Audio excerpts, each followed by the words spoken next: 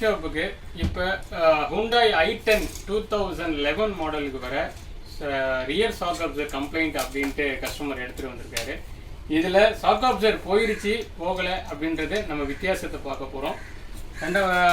Shock அப்சர்ஸை நம்ம பழைய shock Afsar இது நான் அமுக்கின உடனே அதோட பொசிஷன்லேருந்து அது கொஞ்சம் கூட ரிட்டர்ன் ஆகலை அப்படின்ற ஒரு விஷயத்தை பார்க்கும்போது இந்த ஷாக் அப்சர் கம்ப்ளீட்டாக போயிடுச்சு.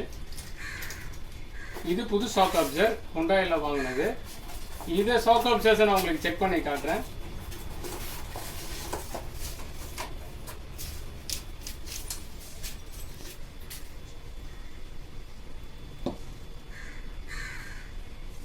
தெரியுதுங்களா? நம்ம ப்ரெஸ் பண்ணி விட்ட உடனே ஆட்டோமேட்டிக்காக லிஃப்ட் ஆகுது. இது நல்லா இருக்கு. இந்த ஷாக் அப்சர் போயிடுச்சு. இதுதான் நம்ம பெரிய டிஃப்ரெண்ட் நம்ம பார்க்குறது. ஃப்ரெண்ட்ஸ், நான் போடுற வீடியோ உங்களுக்கு பிடிச்சிருந்தா மறக்காமல் சப்ஸ்கிரைப் பண்ணுங்கள், லைக் பண்ணுங்கள், ஷேர் பண்ணுங்கள். கீழே டிஸ்கிரிப்ஷனில் கொடுத்துருக்க என்னோடய லிங்க்கில் காண்டாக்ட் நம்பர் கொடுத்துருக்கேன். உங்கள் வெஹிக்கிள் சம்மந்தமாக ஏதாவது இஷ்யூஸ் இருந்தது அப்படின்னா நீங்கள் கால் பண்ணலாம். தேங்க்யூ.